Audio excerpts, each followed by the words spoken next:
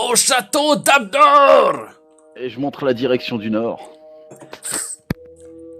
Prenez donc les passages d'Orientis tous ensemble, accompagnés de tous les esclaves. Et lorsque vous tournez la tête pour tous, vous pouvez voir que des combats se sont déroulés ici, en plus des vôtres. Ça a l'air d'avoir été purgé et d'avoir été laissé à vos bons soins en ce qui concernait la bâtisse et tout ce qui se trouvait dans les sous-sols. Ce qui avait été un petit peu le deal établi lors de la préparation de la bataille. Et vous êtes de plus en plus confiant alors que vous passez les murs d'Orientis et que vous vous retrouvez dans Guerre de Vat. Je vais vous mettre la map.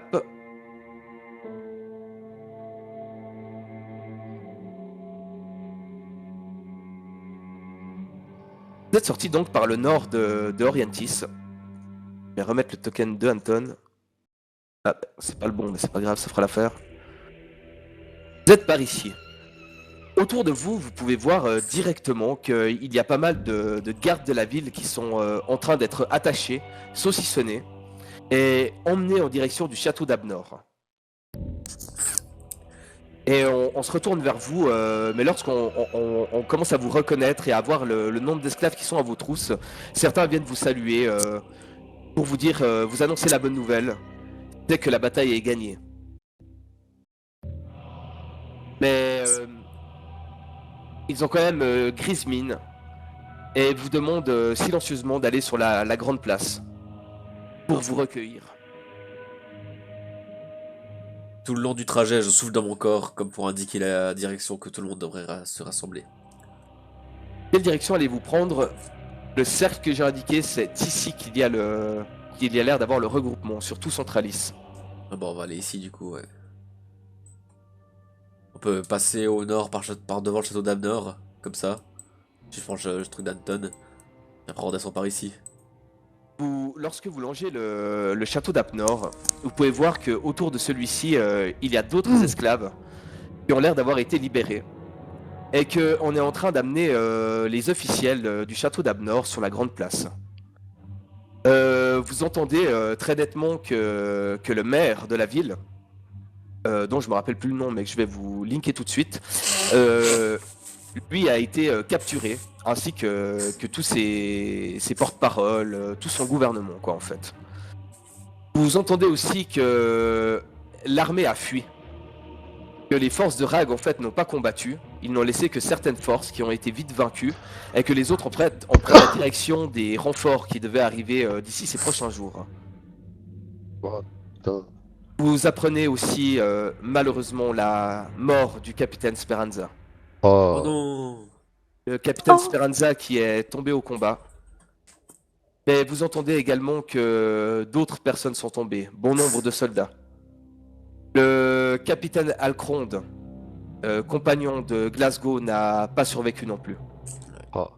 Alors que Lenron, le frère de Yenron, est décédé lui aussi sur le champ de bataille. Aïe, aïe. Comment il aïe, réagit, aïe. Yenron? Bah, pour l'instant, vous le voyez pas. Ce que vous avez appris jusqu'ici, c'est que sur la grande place sont en train d'être amenés tous les corps pour qu'ils soient enterrés ou brûlés selon les coutumes. Et que tout le monde est en train de se réunir par là-bas pour faire le compte de tout ça. Oh putain, chaud. Alors, Il y a encore quelques combats qui se passent, mais ce sont des combats isolés qui sont vite maîtrisés. Des rebelles qui, pour finir, laissent tomber les armes autour de vous, vous pouvez le voir, se font capturer. Et se font emmener, eux, vers le château d'Abnor, probablement dans les geôles. Tout est en train de s'organiser autour de vous. Qu'est-ce que vous faites de particulier sur le chemin? je continue à souffler dans mon corps pour ameuter tout le monde qui sera un peu à l'extérieur. Écoute, je regarde si quelqu'un a besoin d'aide pour ramener un corps, sortir quelqu'un de sous un gravat ou quoi que ce soit, quelque chose du genre quoi. Alors effectivement, il y a du boulot, il y a pas mal de monde qui sont en train de s'activer chez les victorieux pour justement aller chercher des victimes collatérales ou pour Écoute. aider les leurs. Ah, comme j'ai Il y dit, a je du vais boulot. aider quoi. Ouais, comme j'ai dit, je vais aider, alors je vais pas hésiter et puis je vais donner la main. Est-ce que le cortège continue ou bien vous vous mêlez à Sirven pour aider tout ce beau monde? Bah moi je t'ai dit ce que je voulais faire, puis si ça me prend pas trop d'énergie, bah du coup j'aide Sirven. Je pense qu'il est... Oui, il est important d'aider les gens à transporter les corps, mais les morts ne vont pas bouger. Je pense qu'il y a des choses importantes à faire sur la place principale avant que tout le monde ne se disperse. Il faut rallier les forces et directement mettre, assigner des missions à chacun, à tous ceux qui veulent participer, parce que il va y avoir une riposte, elle va être dure par les troupes qui arrivent en renfort. Il faut soit préparer la défense de cette ville, soit que ces gens soient incorporés dans des unités de combat qui vont se disperser, soit les faire rejoindre des lieux sûrs. Ah oui, mais quand on aidait les gens, moi je pensais que c'était vraiment juste si on voit qu'il y a des gens vivants mais qui sont pris sous des gravats, ben on va pas passer à côté d'eux et puis les laisser sous leur tas de pierres. On les aide, puis on continue à marcher, mais en aidant sur notre route. Qui sont vivants. Non ? Je suis entièrement d'accord qu'il faut aider ces gens-là, mais je crois qu'il y a assez de personnes autour de nous pour le faire. Nous sommes des personnes influentes. Nous devons utiliser cette influence afin que toutes ces foules soient guidées correctement. Nous ne pouvons pas les laisser seules. Nous ne pouvons pas laisser ces personnes seules à elles-mêmes. Si elles se dispersent par petits groupes, tous ces petits groupes seront exterminés. Je ne leur donne pas un mois de survie. Non, mais on peut demander aux gens derrière d'aider les gens qui sont sous les gravats en continuant de nous suivre. Exactement. Mais nous, nous devons continuer. D'accord. Alors on montre l'exemple et on continue. Ça me va. Bon, bah, je vais suivre le groupe alors. Il y a pas mal d'esclaves qui vont rejoindre d'autres membres de leur famille par miracle qui auraient survécu et qui vont s'entraider autour du château pour former des groupes. Ils s'activent également pour aider un petit peu tout le monde et sont très contents d'avoir retrouvé la liberté. Mais ils ne suivent pas le cortège qui se dirige vers la grande place. C'est ce que vous faites, j'imagine. Aller vers la grande place. Oui, oui. Ouais. Oui, et j'essaye de dire à ceux qui ont l'air d'être le plus volontaires, à ceux qui ont l'air d'être le plus charismatiques, de faire courir justement le bruit, qu'il faut que tout le monde se rassemble, que personne ne doit partir par petits groupes, que c'est une question de survie.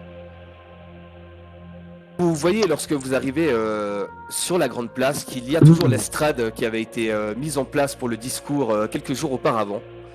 Et que sur celle-ci, il y a le maire Alopokrig, je me rappelle maintenant de son nom, qui est ficelé à genoux avec pas mal d'officiels du château d'Abnor. Ils sont à peu près une vingtaine sur l'estrade. Et vous pouvez voir que divers membres de la rébellion, ainsi que Nalar, votre compagnon de fortune ou d'infortune, qui est là. Vous pouvez voir que un peu plus loin, il semble y avoir des corps disposés que des gens viennent sur lesquels des gens viennent se recueillir. Ça a l'air de se passer un peu plus loin au sud-ouest. Et vous pouvez voir qu'à certains endroits, ça s'est organisé pour aider un petit peu les blessés et qu'il y a des hôpitaux de fortune entre guillemets qui se sont levés et que tous ceux qui sont compétents pour soignent un petit peu les soldats, les blessés, ceux de la population, les brûlures, etc., etc. Pour ce qui en est de l'état de la ville, elle a souffert sur tous les plans un peu partout. Vous pouvez voir de la fumée qui s'élève de pas mal de toits. La bataille a été dure. Il y a l'air d'avoir eu de la magie, de nombreux combats. Il y a des tripes par terre à certains endroits, des corps en morceaux. Ça a l'air d'avoir été une boucherie. Mais cependant, il y a ce petit safe space, on dira, qui a été fait sur Centralis où tout le monde s'organise et où une partie de la population, pas mal apeurée et dans l'attente de réponses, est massée. Sur l'estrade donc se trouvent les principaux officiels et vous voyez que pas mal de monde s'est massé par là-haut pour décider quoi faire. Vers les corps, vous pouvez constater qu'il y a Yenron et Lamsilelion qui sont en recueillement sur l'Enron. Vous pouvez les voir de loin. Ainsi que Glasgow qui se dirige directement par ici en vous faisant un signe de tête. Il va aller voir son compagnon Alcronde. Lui aussi est tombé au combat, malheureusement. Alors moi je vais passer à côté justement des emplacements où il y a les corps, réciter quelques prières pour eux, et je pose amicalement la main sur l'épaule de nos camarades attristés, mais je ne m'attarde pas. Dès que j'ai fait ça, je me dirige vers l'estrade. Vous êtes quand même agrippé à un certain moment par une femme en pleurs qui hurle. Mon enfant! Mon enfant! Pourquoi?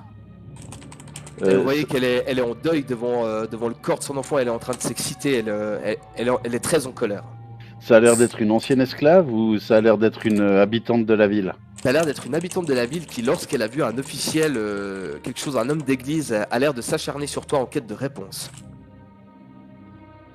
Je lui pose les 2 mains sur les épaules et j'essaye d'avoir l'air le plus apaisant possible. Je lui fais: Madame, suivez-moi. Venez écouter ce que j'ai à dire.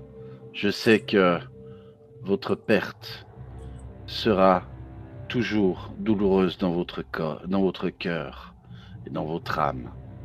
Mais venez, j'ai quelque chose à dire qui pourra peut-être donner un nouveau sens à votre vie. Tu vois qu'elle te répond à moitié, elle te pousse juste la main de sa main, elle est en sanglot total, et puis en fait elle se recroqueville, elle se met par terre, et puis elle commence à caresser les cheveux de sa fille. Et elle pleure silencieusement en fait, elle pleure à chaudes larmes, mais il n'y a plus vraiment de mots, elle est dans la peine. Je m'accroupis à côté d'elle et je lui dis: Madame, Pharasma, qui est juste, saura guider l'âme de votre fille vers les lieux que les dieux lui ont réservés. Et je ne vous parle pas des faux dieux, les 9. Je vous parle de Pharasma, d'Erastil, de Desna. Je les maudis tous vos dieux! Ils ont pris ma fille, je vous maudis tous, qui que vous soyez vrai ou faux! Ce sont les 9 qui ont causé ceci. Venez écouter ce que j'ai à dire, madame. Ce sont les 9 qui ont causé ceci alors qu'ils sont faux! Qu'est-ce que vous me racontez? Vous allez comprendre. Venez écouter ce que j'ai à dire. Vous comprendrez. Tu vois qu'elle t'ignore et puis elle se met à pleurer sur le cadavre de sa fille. Moi, pendant ce temps, je suis monté sur l'estrade et j'ai ressoufflé quelques fois dans mon corps en attendant que la foule s'amasse. Il y en avait qui étaient déjà en train de regarder bien sur l'estrade ce qui s'y passait, et lorsque tu as déclenché ton corps plusieurs fois, tout le monde s'est tourné un petit peu interrogatif.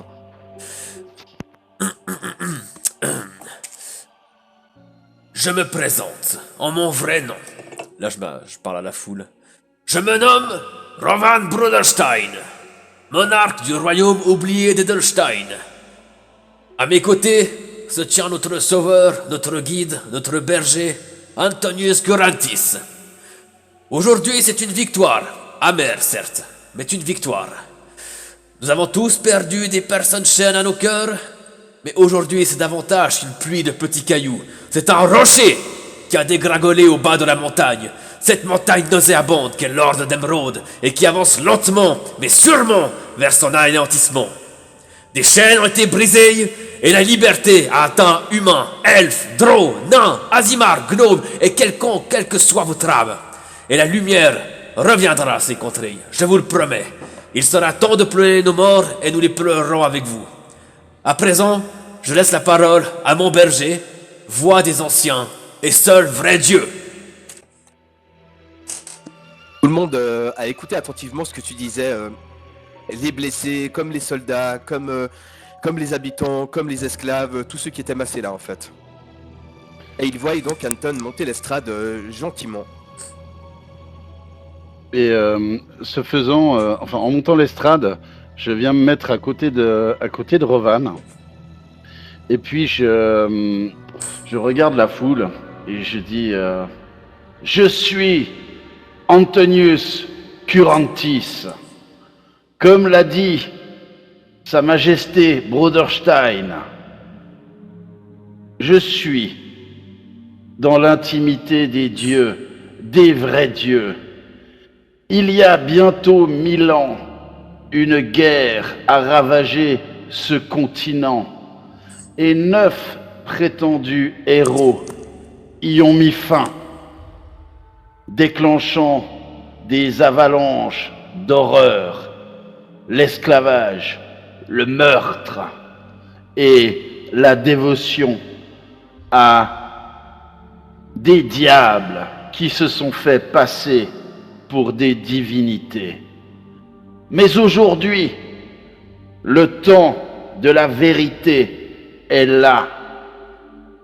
C'est par la grâce, la volonté et la puissance de tous les anciens dieux que nous sommes là. Parce que Desna a rêvé, parce que Erastil a forgé, parce qu'Erastil a été la famille. Grâce à Yomedae, la déesse de la bravoure, des voix se sont élevées, des dos se sont redressés.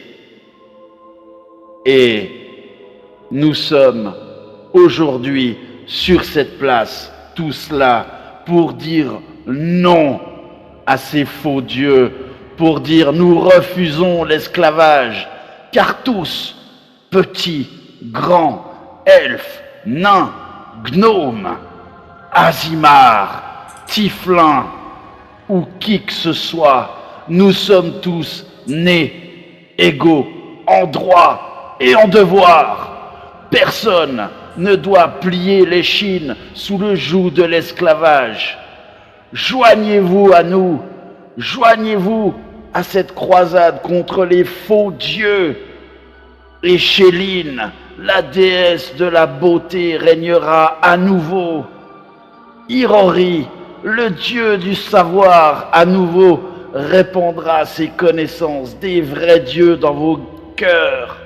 La nature, vous l'avez constaté aux quatre coins de ce continent, a commencé à être détruite par des manifestations démoniaques. Mais Gozreh reprendra ses droits, et pour cela, il faut vous faire dévot de Gozreh, de Gorum, pardon, le dieu de la guerre, afin, une dernière fois, de vous battre, pour vous libérer, pour libérer vos frères, vos sœurs dans les chaînes. Jamais plus l'esclavage. Fiez-vous à nous, joignez notre combat, et avec nous, gagnez votre liberté. Et là, dans la dernière phrase, je déploie mes ailes, et je commence à m'envoler, et je fais irradier de mes vêtements. J'utilise le sort Daylight, tu sais, qui provoque une lumière, voilà, histoire d'en mettre plein la vue à tout le monde. Timing parfait ou timing divin, qui le saura. Mais au moment où tu commences à t'envoler dans le ciel, que ton discours a fait son petit effet dans la foule, tu le vois. Vous pouvez voir à l'est, le soleil commencer à se lever après cette longue nuit. Et beaucoup des esclaves d'abord se joignent à ton cri liberté et commencent à crier, ainsi que tous les soldats qui avaient retenu leur pression jusqu'à maintenant se tournent aussi et commencent à crier. Il y a de Glasgow et des autres également. Lamsilelion, Yenron, Kari, etc. ne le font pas. Bon, un petit peu trop réservé pour ça, mais tout le monde se joint à ton cri, Anton, et tu peux voir autour de toi que ton discours a l'air d'avoir pris également sur une partie des habitants de Guerdevat. Et tous sont un petit peu en expectative de la suite. Alors, voyant qu'ils hésitent un petit peu, je dis... Chers amis, il est en ce moment même des troupes qui marchent sur Guerdevat, des renforts de l'Ordre d'Émeraude et d'autres armées qui voudraient écraser cette rébellion. Nous avons avec nous de nobles chefs d'armée, des gens puissants, mais qui ont besoin de monde.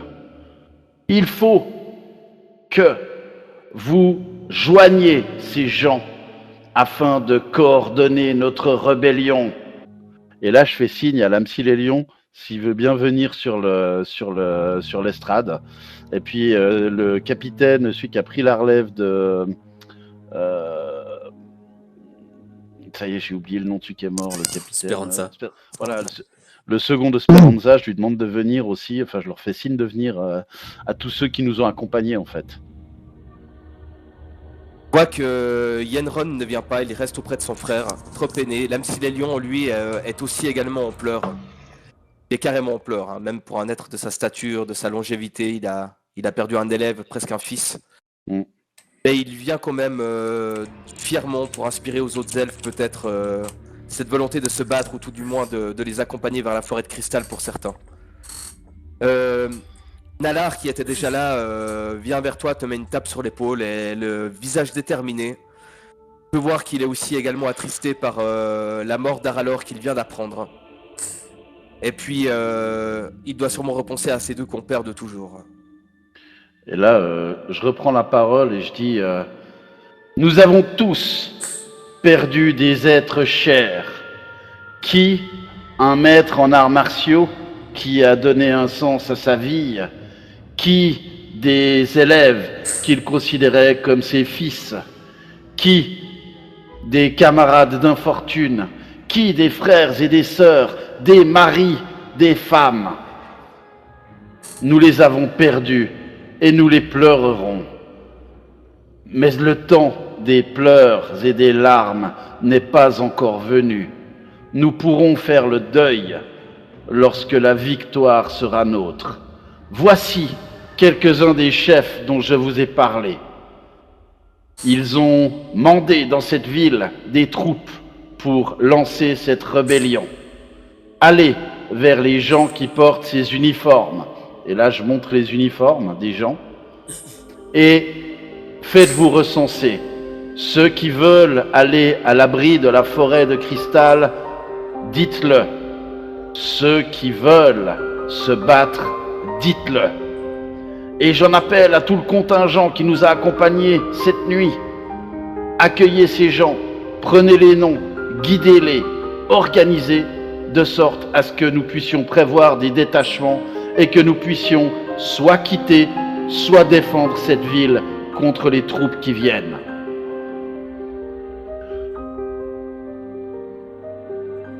Et qu'est-ce qu'on fait de lui, cette pourriture? Et il montre le maire. Cette personne va être jugée et la sentence qui sortira du jugement sera appliquée. Mais la loi et la justice doivent prévaloir. Nous ne pouvons pas simplement les massacrer comme des bêtes. Fais-moi un Car- jet de réflexe, Anton, s'il te plaît. Ouais, Ça sent la tomate. allez, on y croit, c'est mon truc le plus faible. Tu allais peut-être attraper la dague qui a été lancée depuis l'autre côté de la place et qui vole en direction de la tête du maire. Et celle-ci, Nalar n'a pas le réflexe. Ah, Nalar ne l'a pas. Est-ce que l'Amsilelion l'aura? Pas sa spécialité non plus. Non, il l'a pas. La dague vole jusqu'en direction du maire et lui tranche le cou. Et vous pouvez voir le regard de Yenron de l'autre côté de la place qui brille. Je lui lance un regard noir qui traverse toute la foule, mais je ne dis mot. Et il ne dit absolument rien. Et il s'en remet vers son frère en méditation. Et là, je dis voilà ce que Alopokrik voulait. Faire de nous des bêtes à son image, qui sans jugement tuent en dehors de toute loi. Je comprends la peine, je comprends la haine, mais je ne comprends pas l'injustice. Si la justice doit condamner cet homme à mort, devait condamner cet homme à mort, c'est devant la justice que cette sentence aurait dû être prononcée. On voit que Yenron a chargé le corps de son frère sur son dos et qu'il s'éloigne de la place.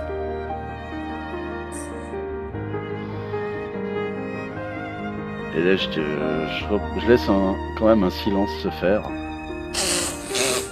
Enfin, pardon, je garde le silence pendant quelques secondes. Et je dis, maintenant, allez, faites comme je vous l'ai dit. Venez en aide aux blessés et allez vers les troupes pour vous annoncer selon ce que vous voulez faire. Vous repliez vers un endroit plus ou moins sûr, rejoindre des troupes ou rester ici pour la défense de cette ville. Que chacun des officiers des troupes qui nous ont accompagnés ici vienne nous faire un rapport. Là c'est le matin, hein, donc il est à peu près 7h du matin, un truc comme ça. Ouais, quelque chose comme ça, ouais. Que chacun des officiers des troupes qui nous ont accompagnés vienne nous faire un rapport à midi, ici même.